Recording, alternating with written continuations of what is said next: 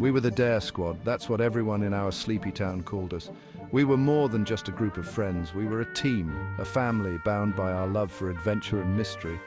There was Alex, always cool and collected, the brains of our operation. He had a knack for solving puzzles and a mind that worked like a well-oiled machine. Alex could see patterns where others saw chaos, and his calm demeanor kept us grounded. Then there was Savvy, full of energy and a heart bigger than our entire town. Savvy's enthusiasm was infectious and her courage knew no bounds. She was the one who always pushed us to go further, to explore deeper, and to never back down from a challenge. And me? Well, everyone knew me as the wild card, always up for a challenge, especially if it meant breaking a few rules along the way. I thrived on the thrill of the unknown, the excitement of the chase, and the satisfaction of uncovering secrets. Summer days were made for adventure. The long, hot days stretched out before us, filled with endless possibilities. We roamed the town, our eyes peeled for anything out of the ordinary, our minds racing with the potential for discovery. We lived for the thrill of solving mysteries, inspired by our favorite detective novels. Each book we read fueled our imaginations, giving us new ideas and techniques to try out in our own investigations. Our imaginations ran wild, transforming ordinary places into thrilling crime scenes. A simple park could become the site of a hidden treasure, a quiet street the scene of a daring heist. We saw the world not as it was, but as it could be. An old abandoned well became a hidden treasure trove. We spent hours digging through the dirt and debris, convinced that we would find something extraordinary, and sometimes we did. The creaky attic in Savvy's house was our headquarters. It was our sanctuary, a place where we could plan our next adventure without interruption. The attic was filled with old furniture, dusty books, and forgotten toys, each item a potential clue in our latest case. One scorching afternoon, we found ourselves huddled in our usual meeting spot. The dusty attic. The heat was oppressive, but it didn't dampen our spirits. We were on the brink of something big, and we could feel it. Sunlight streamed through the cracks, illuminating cobwebs and forgotten toys scattered across the floor. The light created an almost magical atmosphere, making the attic feel like a portal to another world. The air hung heavy with anticipation as we waited for Alex to unveil our next big case. We could see the excitement in his eyes, and it only made us more eager to hear what he had to say.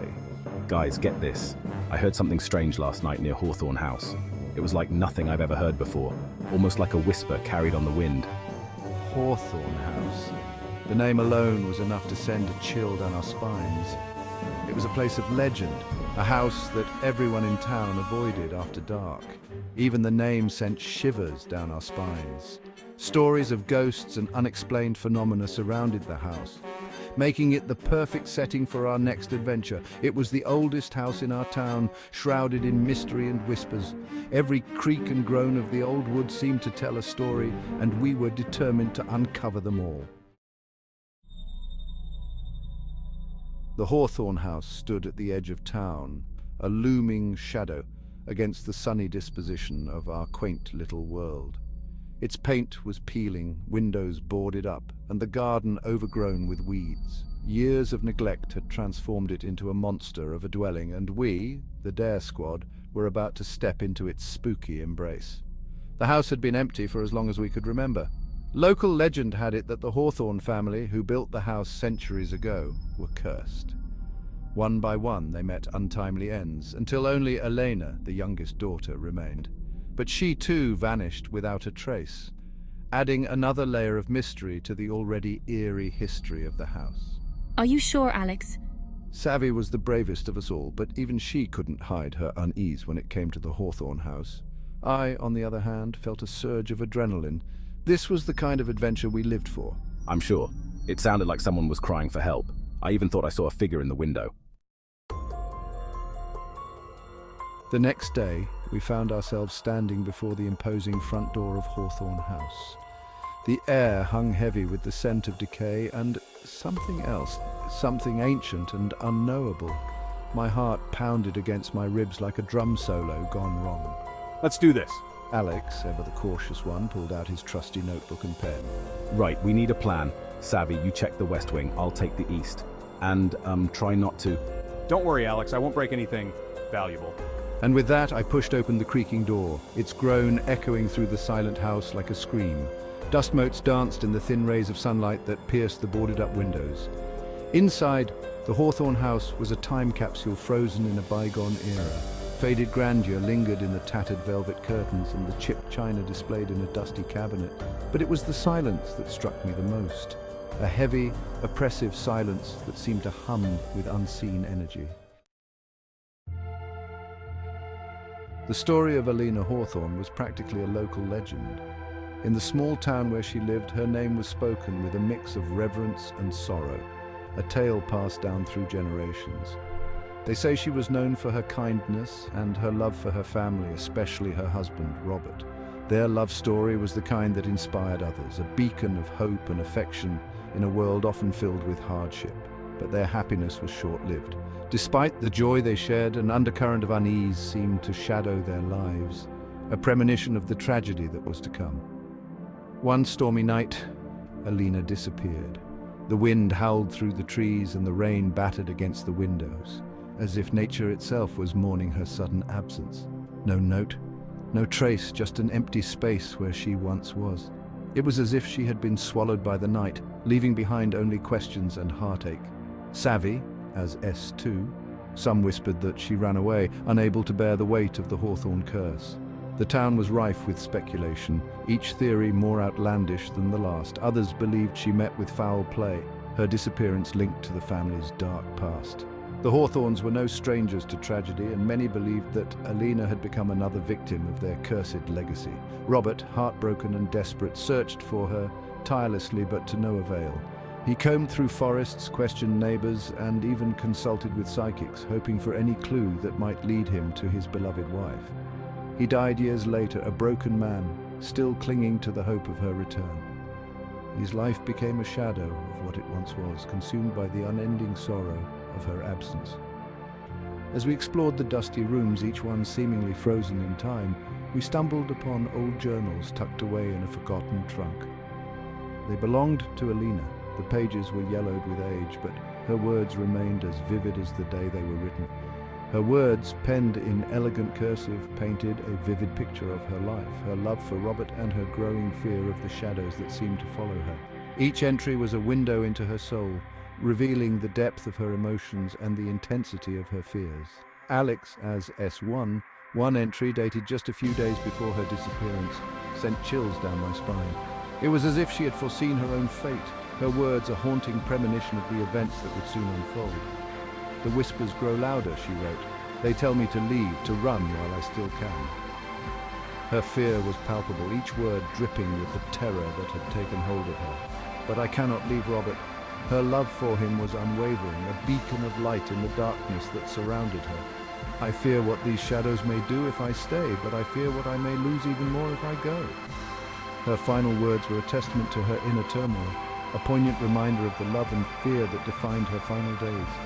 To this day, the town remembers Elena Hawthorne, her story a lingering mystery that continues to haunt the collective memory of the community. Her disappearance remains unresolved, a puzzle with pieces forever missing. The legacy of her love and the enigma of her vanishing act have become timeless tales, passed down through generations, a reminder of the fragility of happiness and the enduring power of love. The air in Hawthorne House felt heavy, like we were breathing in the remnants of forgotten dreams and unspoken sorrows. Every creak of the floorboards, every whisper of the wind seemed to carry the weight of the past, as if the house itself was alive with memories long forgotten. As we ventured deeper into the house, we began to experience strange occurrences. The temperature would drop suddenly, and shadows seemed to move just out of the corner of our eyes. It was as if the house was trying to communicate with us, to tell us its secrets. A book flew off a shelf, landing at Savi's feet. The book was old and dusty, its pages yellowed with age. It was a diary, and as Savi picked it up, she felt a chill run down her spine. A cold breeze swept through a room with no windows open. It was as if an unseen presence had brushed past us, leaving a trail of icy air in its wake. We huddled together, our breath visible in the frigid air. And then there were the whispers. They started as barely audible murmurs, like the soft rustling of leaves in the wind. But they grew louder, more distinct, as if someone was trying to speak to us from beyond the veil. At first, They were faint, like the rustling of leaves outside a window. We strained to hear, trying to make out the words, but they eluded us, slipping away like shadows in the night. But as the days turned into nights, they grew louder, more insistent. It was as if the house was growing impatient, urging us to uncover its secrets. The whispers seemed to come from everywhere and nowhere at once, surrounding us, enveloping us in their eerie embrace. They seemed to be everywhere and nowhere at once, swirling around us, whispering our names, urging us to find something.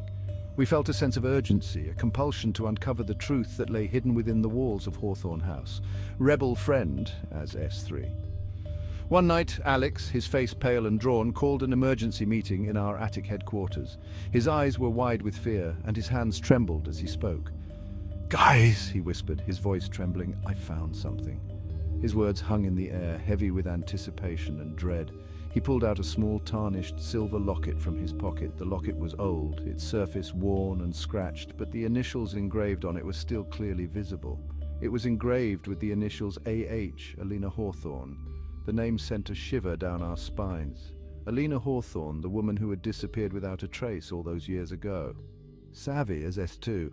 "Where did you find this?" she asked, her eyes wide with a mixture of fear and excitement. Her voice was barely above a whisper, as if she was afraid of disturbing the spirits that seemed to linger in the air. She asked, her eyes wide with a mixture of fear and excitement. We all leaned in closer, our curiosity piqued. Alex as S1. Alex pointed to the Hawthorne house, barely visible in the moonlight. The house loomed in the distance, its dark silhouette a stark contrast against the night sky. It was just lying there on the porch.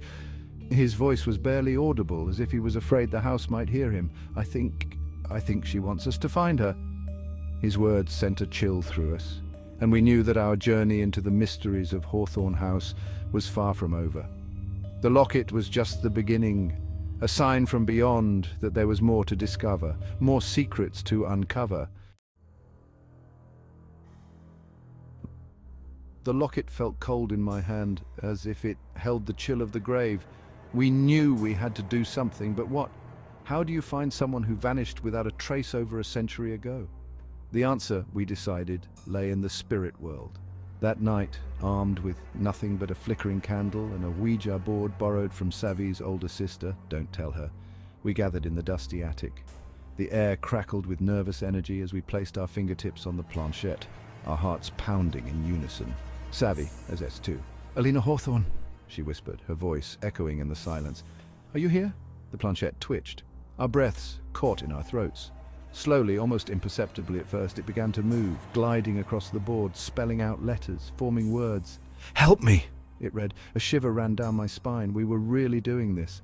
We were communicating with a ghost, but who was trying to harm her and why?